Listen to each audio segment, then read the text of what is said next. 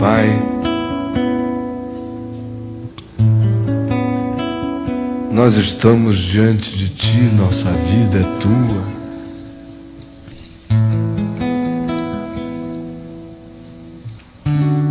Nosso coração se anima e se arrima e se estriba e se monta e se calça e se veste, se impregna de todas as certezas que da Tua palavra nos vêm e que nos dizem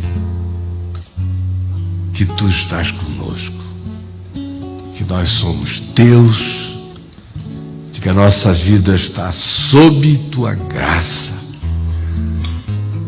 de modo que todas as coisas cooperam conjuntamente para o bem daqueles que amam a Deus. Recebe a nossa alegria, a nossa gratidão, o nosso entusiasmo por Ti, o nosso louvor, o amor parco, por vezes pífio, mas verdadeiro, que existe dentro de nós, acerca do qual nós apenas Te dizemos: Senhor, Tu sabes todas as coisas e Tu sabes que nós Te amamos. Recebe a alegria do nosso ser e derrama graça, cura, saúde para o corpo, para a mente, para o espírito. Obrigado por tudo aquilo no que nos preservas e do que nós nunca ficamos nem sabendo. Obrigado porque passamos ignorantes à beira de tantos laços e o Senhor nos guarda. Nós Te agradecemos o que vemos e Te agradecemos pelo que não vemos e não soubemos, mas que foi livramento Teu em abundância e é. Nós Te oramos juntos como Jesus nos ensinou, Pai. Pai nosso que estás nos céus, santificado seja o Teu nome, venha o Teu reino, seja feita a Tua vontade, assim na terra como nos céus. O pão nosso de cada dia nos dá hoje, perdoa as nossas dívidas, assim como nós perdoamos aos nossos devedores. Não nos deixes cair em tentação, mas livra-nos do mal, pois Teu é o reino, o poder e a glória para sempre. Amém e amém. Podem se assentar. Eu queria pedir ao Rômulo para vir até aqui. Queria saber se você podia ler um texto da palavra para nós. Tá bom? Me ajuda que eu esqueci meu óculos em casa. Não, tá bravo. Onde você quiser, viu, Caio? Eu vou ler e você prega. Tá fechado. Se você não quer fechado, trocar comigo, não. Eu até dou um jeito para ler se você pregar. Está aqui, ó. Primeiro em Eclesiastes, no capítulo 3, que é esse texto sobre que há tempo para todo propósito debaixo do sol, do verso 1 aqui até o verso 8. 3:1 a 8. Isso. Tudo tem o seu tempo determinado, e há tempo para todo propósito debaixo do céu. Há tempo de nascer e tempo de morrer, tempo de plantar e tempo de arrancar o que se plantou, tempo de matar e tempo de curar, tempo de derribar e tempo de edificar, tempo de chorar e tempo de rir, tempo de prantear e tempo de saltar de alegria, tempo de espalhar pedras e tempo de ajuntar pedras, tempo de abraçar e tempo de afastar-se de abraçar, tempo de buscar e tempo de perder, tempo de guardar e tempo de deitar fora, tempo de rasgar e tempo de coser, tempo de estar calado e tempo de falar, tempo de amar e tempo de aborrecer, tempo de guerra e tempo de paz. Amém. E agora o Salmo 126, que está aqui. Quando o Senhor restaurou a sorte de Sião, ficamos como quem sonha. Então a nossa boca se encheu de riso e a nossa língua de júbilo.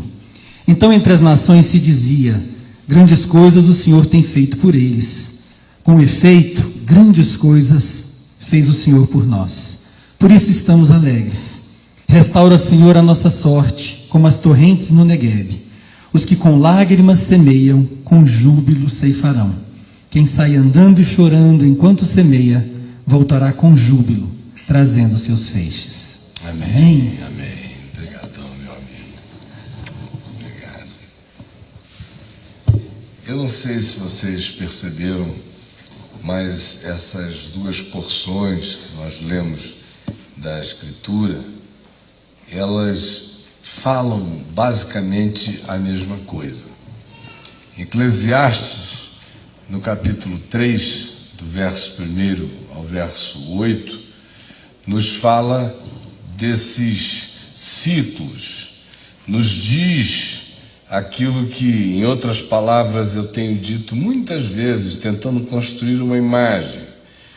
Nos diz que o processo humano, histórico, existencial da nossa caminhada debaixo do sol acontece numa linha espiral crescente, de modo que você está sempre andando adiante e vivendo ciclos em alternância, aonde a gente não pode fazer previsão dos modos daquele sentir ou daquela experiência, mas a gente experimenta frequentemente mudanças de polos na jornada, que ora nos põe numa experiência de conforto, ora numa experiência de desconforto, ora numa experiência de construtividade, ora numa experiência de sensação ou de constatação de destrutividade, de perda, ora naquela experiência de quem celebra, ora no momento ou na estação de quem chora e pranteia,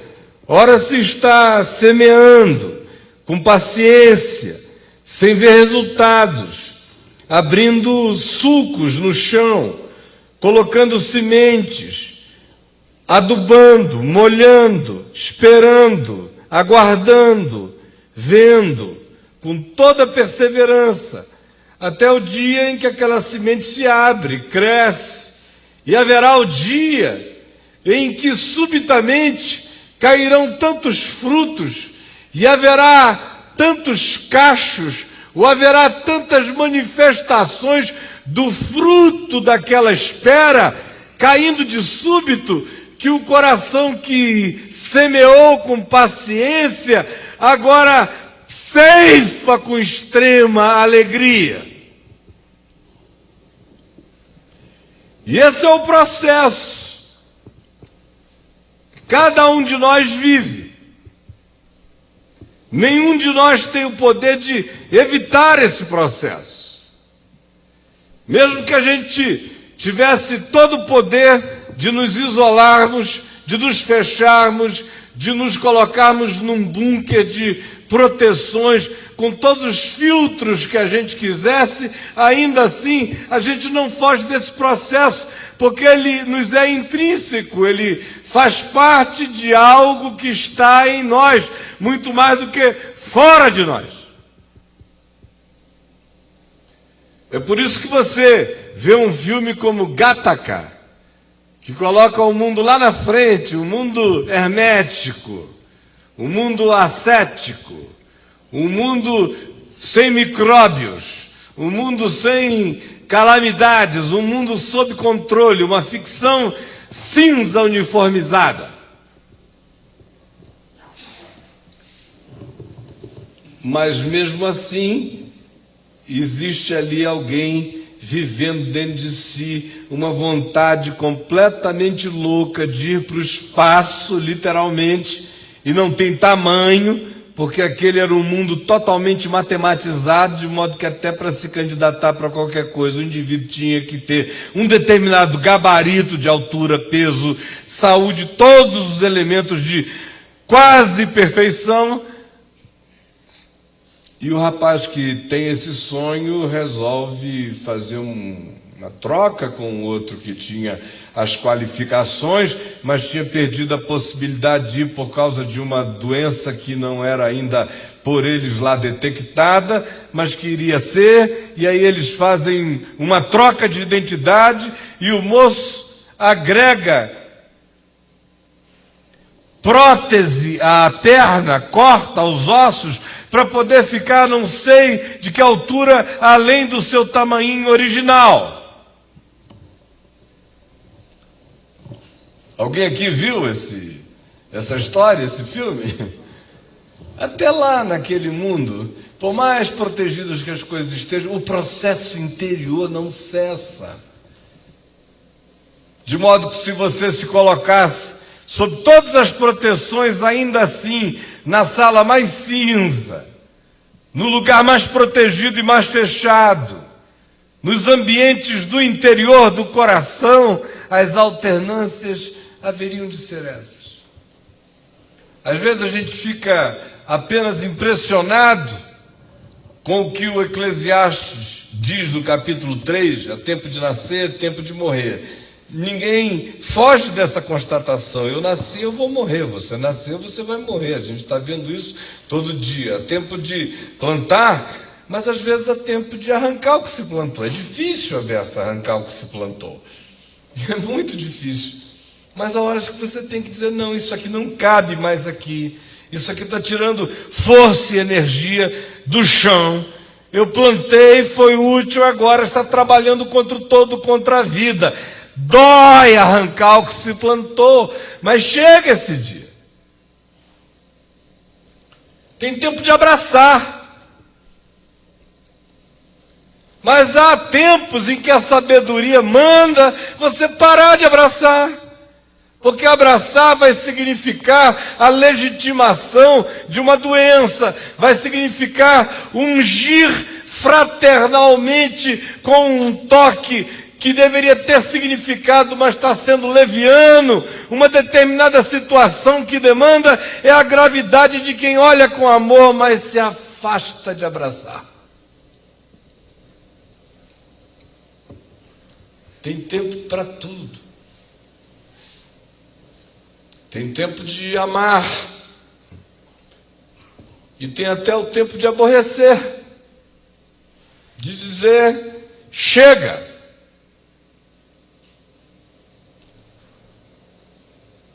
Tem tempo de guerra. Tem tempo de paz. Há tempo de coser. Mas há tempo de rasgar. Há tempo de ajuntar pedras. De compor. Há tempo de espalhar. Porque aquilo já não é. E se a vida não tiver essa dinâmica, e se a consciência não crescer, passando de vez em quando pelas mesmas coisas, visitando não voluntariamente, frequentemente involuntariamente, polos diferentes, não porque a gente os buscou, mas porque eles nos buscaram, nós vamos crescendo. E quem foge da consciência dessa experiência não adquire saúde, não adquire sabedoria, não adquire entendimento, não adquire rigidez, não se torna gente adulta jamais. É gente que só quer nascer, mas é gente que não admite o morrer. É gente que só quer ceifar, mas é gente que não sabe como dar trabalho semear. É gente que só quer abraçar, mas não entende que frequentemente o desabraço é o abraço de um amor verdadeiro que afasta de abraçar para poder abraçar na verdade.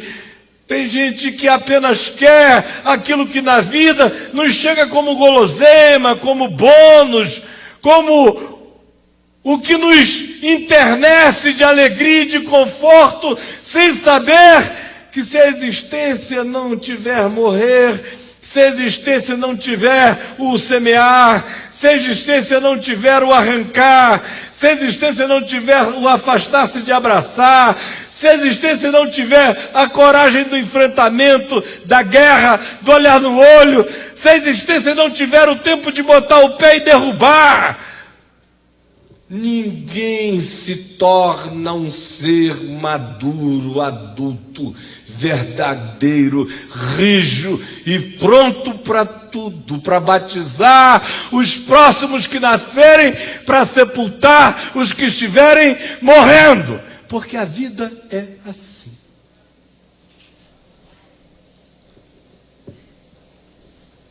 Aí você diz, mas por que você leu o Salmo 126? Porque o Salmo 126 é que nos ensina que se a vida é assim, conforme Eclesiastes 3 nos decreta, conforme a existência nos demonstra, conforme a experiência de qualquer um de nós constata, se é assim, a pergunta é, como é que eu vou viver no meio disso? Sem que a morte me seja uma fobia, sem que as experiências chamadas de arrancamento na existência não me fiquem só como amargura, trauma, perplexidade, sem que eu me torne um indivíduo que apenas busca guloseimas da existência e foge das cruezas da vida. Ao contrário, já que eu tenho que enfrentar, já que eu tenho que poder dizer ao fim da existência, de tudo e de todas as coisas eu tenho experiência. Tanto sei ser exaltado como estar humilhado. Tenho experiência tanto de abundância quanto de escassez, de fartura quanto daquilo que mingua, de poder e de fraqueza. E aprendi a viver contente em toda e qualquer situação. Tudo posso daquele que me fortalece. A vida é assim, mas a expectativa é que nesse processo não sejam gerados amargos, não sejam produzidos seres espinhosos, não sejam criados e nem hibridizadas criaturas estranhas, que indefinidas, que se perdem no caminho, que ficam completamente destituídas de consciência, que vão apenas sendo jogadas de um polo para o outro das circunstâncias, ora escravas do acachapamento, ora surtadas por alguma coisa que lhes aconteceu, que as emulou com algum tipo de sensação boa, mas perdidos, sem lucidez, sem fazer síntese de nada, sem compreender coisa alguma, sem transformar nada naquela percepção grata diante de Deus, de que tudo faz parte, mas não faz parte só por fazer, faz parte porque tem propósito, faz parte porque carrega significado, faz parte porque contribui para o bem daqueles que amam a Deus. É o modo de Deus esculpir seres humanos no mundo caído. É o modo dele trabalhar e de embelezar, e de poetizar, e de musicar, e de fazer a sua feitura, de produzir a sua obra de arte a nosso respeito.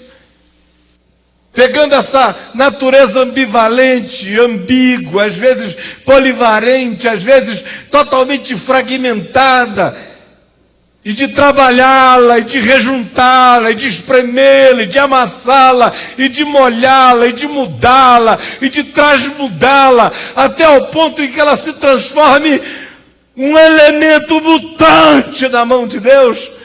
Para ele fazer isso, ele vai esculpindo assim entre o nascer e o morrer, com guerra, com paz, com abraço, com desabraço, com dor, com tristeza, com celebração, com perda, vai fazendo e vai tecendo, até chegar aquele dia em que a minha consciência cresça em fé e eu diga: tudo posso. Aprendi que tudo posso naquele que me fortalece. Não é porque eu posso debaixo do sol, é porque quem está para além de todos os sóis me habita e me fortalece. E aí o Salmo 126 chega no mesmo espírito e nos conta isso tudo que eu disse a vocês como uma história. Na história de Israel, um salmo que é pós-exílico, aconteceu depois que Israel esteve no exílio em Babilônia, e que é uma produção que descreve essa experiência do retorno. Eu já preguei nisso centenas de vezes na minha vida. Tem livros meus com essa passagem trabalhada por outras perspectivas. E eles tinham voltado do exílio, e quando chegaram e avistaram a terra, ela estava toda destruída, porque o invasor que os levara para o exílio em Babilônia destruíra tudo. E porque terra que não é de ninguém é saqueada. E eles ficaram 70 anos fora de casa. Chegaram lá, não havia nada. Era um tempo de uma visão profundamente ambígua. Era tempo de olhar e a primeira impressão é constatar a destruição. Mas é quase como quem olha com um olho a destruição e tem que olhar com o olho a reconstrução. E eles chegaram e já tinham tido a experiência de terem sido destruídos, porque já tinham tido a experiência da guerra, porque já tinham tido a experiência de terem amado a Deus, de terem aborrecido a Deus, já tinham tido a experiência dos aconchegos divinos e agora das disciplinas. E eles estiveram no exílio, naquele forno, sendo forjados e curados de um monte de doenças históricas que eles carregavam. E quando retornaram, o que viram foi destruição. E a alma enxerga, mas prefere enxergar o que vê como simbolização de uma oportunidade que a liberdade em Deus criou para o refazimento de um mundo novo para nós. Tem gente que é libertada de um cativeiro em Babilônia, com seu babilônio. E aí chorava, reclamava no cativeiro. Diziam assim: aqui no cativeiro não dá nem para eu cantar. Desaprendem até as melodias das saudades. Dói tanto que nem saudade dá. E aí, os do cativeiro em Babilônia pediam-lhes um canto. Ei, vocês de Israel, cantem-nos um canto de Sião. Aqueles que eles cantam pulando para todo lado, cantem-nos um canto de Sião. E eles diziam: mas como podemos cantar longe de Jerusalém? Aqui em Babilônia, junto a esses salgueiros, as nossas harpas estão chorando com os salgueiros. Salgueiro é o chorão. A imagem é bonita. Eles, para dizer que não iam cantar, fizeram um dos salmos mais tragicamente belos da Bíblia. Disseram aqui: os nossos inimigos nos pedem canções de Sião, mas como nós podemos cantar canções de Sião em terra estrangeira? As nossas harpas estão penduradas, chorando com os chorões, chorando nos salgueiros. E aí fazem até aquela jura do não canto. Olha, se eu cantar, Sião, se eu cantar, presta atenção, que a minha língua se me apegue ao céu da boca e que o meu braço direito seque. Se eu tiver emoção para celebrar longe de Sião, que é a minha maior alegria. Essa experiência eles tinham tido antes e estavam naquela agonia do exílio, quando de repente a porta se abre e eles voltam e chegam, mas o que eles veem é um cenário de destruição. E tem gente que vive essa experiência de ter ficado sem canto na alma, sem apetite para nada, sem vontade de nada, em depressão total, perdas absolutas, desesperanças cabais. De repente a porta abre, o cara sai, e ele chega e diz: poxa vida, mas foi para isso que o Senhor me libertou? Porque o cara não serve nem para ser libertado. Ele não presta nem para ter a porta aberta para ele. Porque ele chega e esperava que, saindo de Babilônia, Deus o aguardasse com um tapete vermelho e dissesse: entra no Taj Mahal, Israel.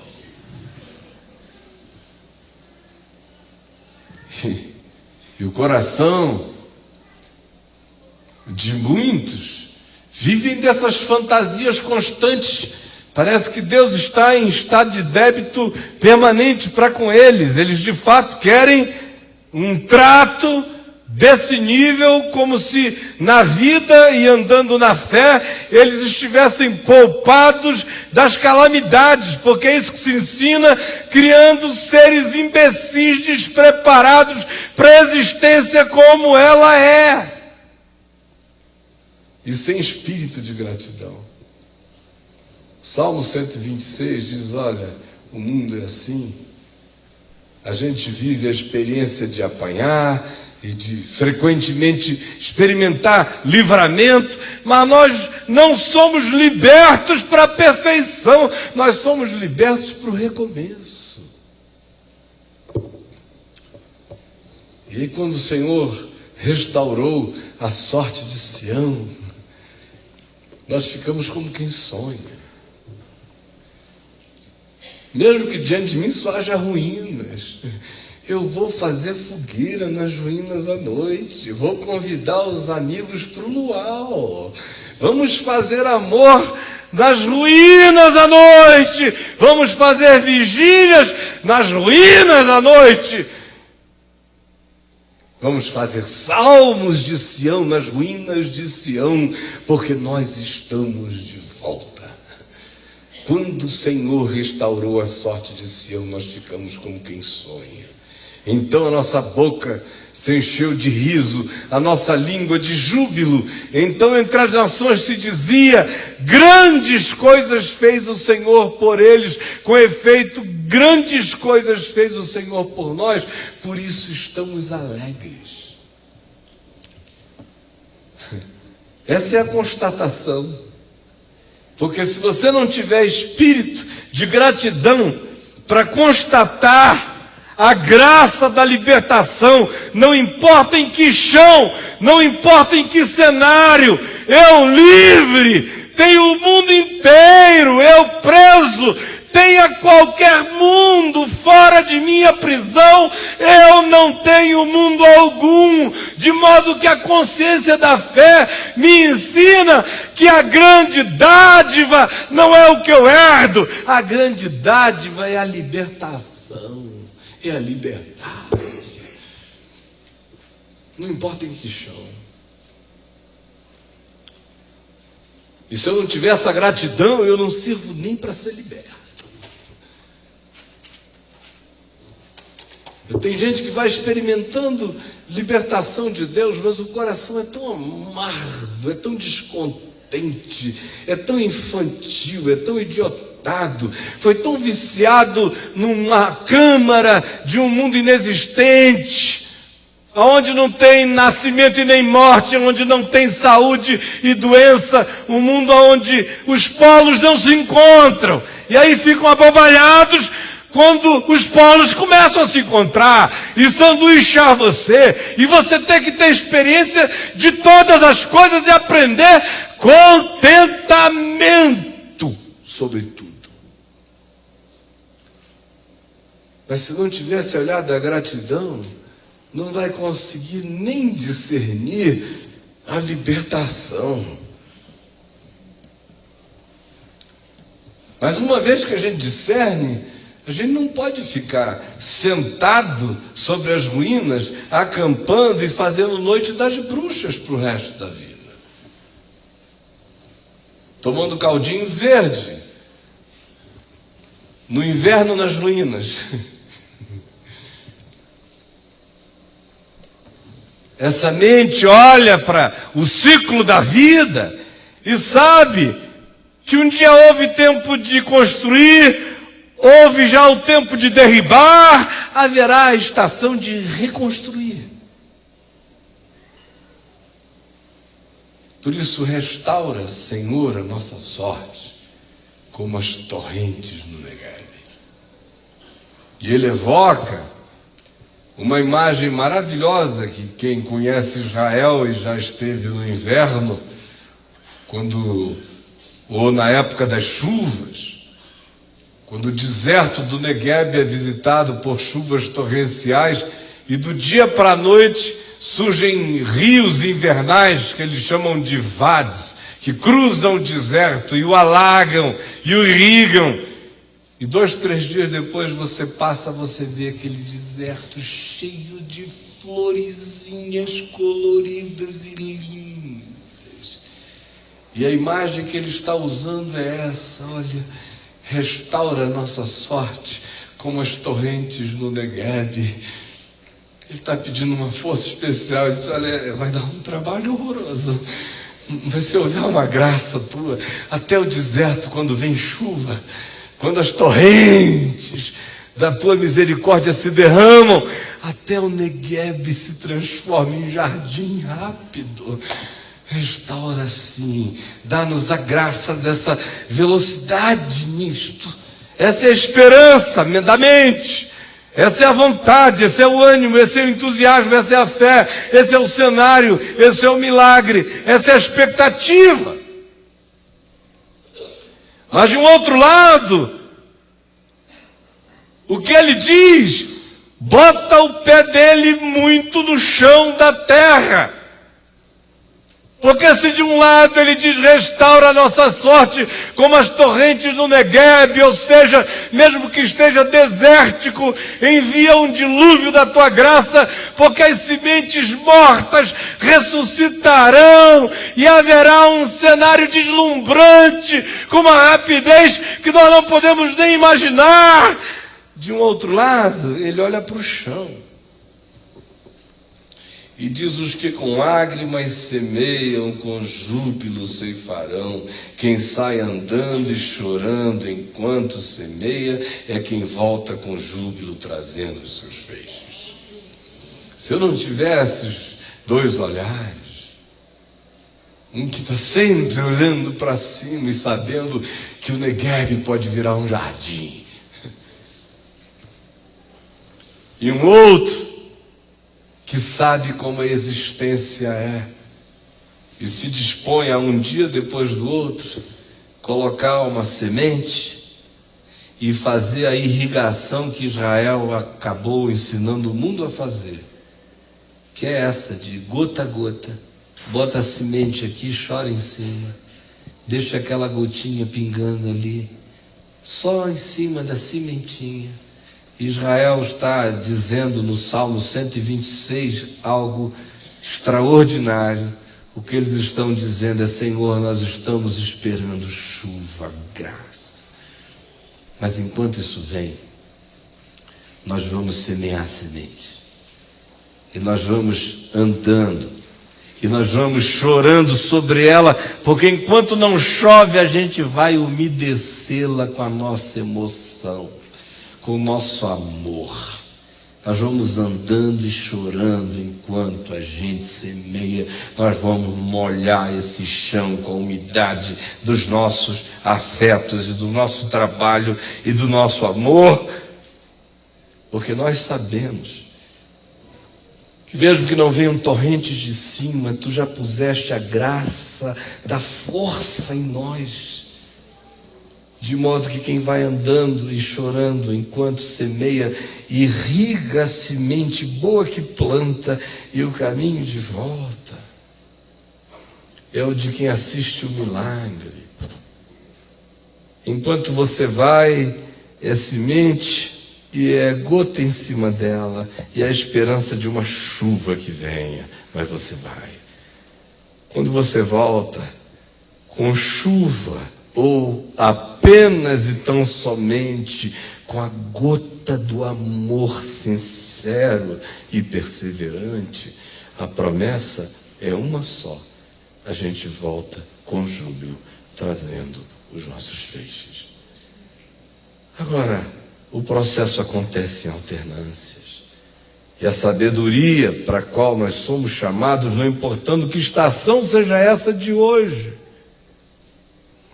é para que a vivamos de todo o nosso coração, sabendo que há uma sabedoria de Deus nela, e que nós somos colocados nas circunstâncias que se alternam para que nosso coração cresça de experiência em experiência, de perseverança em perseverança, de esperança em esperança, até chegarmos à plenitude do derramamento do Espírito Santo em nós, que fecha um ciclo crescente de alegria e gozo, porque a gente já sabe, pela experiência da fé, que Deus é fiel. A gente já perseverou tantas vezes e viu que entre o nascimento e a morte cabe tudo, mas cabe tudo, sobretudo, em amor e em perseverança. E a gente já viu que a perseverança nos engravida de esperança, e a gente já viu que um coração grávido de esperança cresce no Espírito Santo, e a gente já sabe que um coração no Espírito Santo é consolado. No dia da alegria ele celebra, no dia da morte ele está consolado, no dia do ganho ele é grato, no dia da perda ele é absolutamente confiante. No dia de ajuntar, ele o faz com alegria. No dia de afastar o que se um dia juntou, ele faz da confiança de que o que é bom é o que faz o bem, e não aquilo que realiza o mal. No dia que ele tiver que experimentar qualquer que seja a circunstância da vida como dor, ele vai entender que embutido naquilo há uma pedagogia da graça e da misericórdia de Deus. E no dia que ele estiver coroado de alegria, ele não vai cair em ufania, porque ele sabe que a vida tem suas alternâncias, e ele sabe que o dia da cócega não é melhor do que o dia da aflição, que o dia da festa não é superior ao dia do luto. Ao contrário, ele sabe que a sabedoria habita a circunstância da gravidade, mas que é bom para o espírito do homem, e Deus a ele dá a graça de ter a possibilidade de, no chão desta terra, fazer aquilo que é a recompensa que nós temos por estarmos aqui, que é comermos, bebermos e nos alegrarmos, comermos gostosamente o nosso pão, bebermos alegremente o nosso vinho, gozarmos a vida com a mulher, com o companheiro, com a companheira que se ama, temermos a Deus de todo o nosso coração, crescermos em visão de fé e em misericórdia para com todos, semeando as nossas sementes em todas as direções, jogando até mesmo o nosso pão nas águas, sabendo que depois de muitos dias eles voltam de outra forma, porque quem investe no rio da misericórdia, no fluxo das bondades, no riacho da graça de Deus, haverá sempre de ter de volta de outro modo o retorno, porque quem alimenta a vida, da vida receberá chuvas de misericórdia. Quem tem essa consciência é bem-aventurado. Quem sabe disso está aprendendo a viver e viverá. Esse vai amar contra tudo, contra todos. Esse vai envelhecer sábio. Esse terá nascido para a sabedoria. E esse não morrerá, porque com essa consciência em Cristo, ele já passou da morte para a vida. Vamos ficar em pé e vamos orar juntos.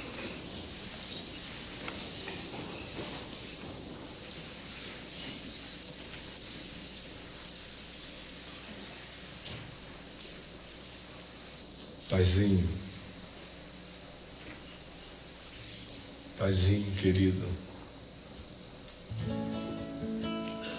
permite que nós tenhamos ouvido a voz do Teu Espírito, da Tua palavra, palavra da vida, palavra da verdade, palavra da realidade, palavra da liberdade, palavra da libertação, palavra da cura. Permite que algum véu tenha saído da alma de alguém, que alguma amargura tenha sido banida, que algum espírito de desistência tenha sido expulso, que alguma depressão, que alguma atitude de entrega, de renúncia largada aos fatalismos tenha sido quebrada, que algum karma perverso tenha sido partido, que alguma criança tenha crescido, que algum homem ameninado tenha se tornado adulto, que algum amargurado aprenda a gratidão,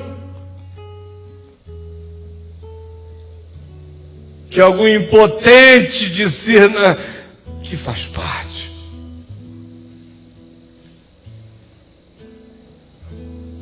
Que alguém bem-sucedido seja grato e não confie no sucesso. E que cada um lide com cada dia sem ansiedade, sabendo que basta a cada dia o seu próprio mal, mas que o Senhor cuida de nós, cuida de lírios, de pardais, cuida de homens, de mulheres que confiam, que não têm medo, que não importa onde estejam, sabem que estão em Deus, que dizem: se subo aos céus, lá estás. Se faço a minha cama no mais profundo abismo, tu lá estás também. Se tomo as asas da alvorada e me detenho nos confins dos mares, ainda lá me haverá de guiar a tua mão, e a tua destra me susterá. Se eu digo as trevas, com efeito me encobrirão, e a luz ao redor de mim se fará noite, até as próprias trevas não te serão escuras, pois para ti as trevas e a luz são a mesma coisa. Nós confiamos em Ti no dia de hoje e pedimos a graça de que em qualquer outro dia da nossa vida vida nós não fraquejemos jamais. Fortalece o coração de cada um para a obra de refazimento, de reconstrução, de esperança, de milagre e de trabalho cotidiano, fazendo a sua parte, na certeza de que quem sai andando e chorando enquanto semeia boa semente, não tem como não voltar, cheio de júbilo, trazendo seus feixes, porque assim será, em nome de Jesus. Amém e amém.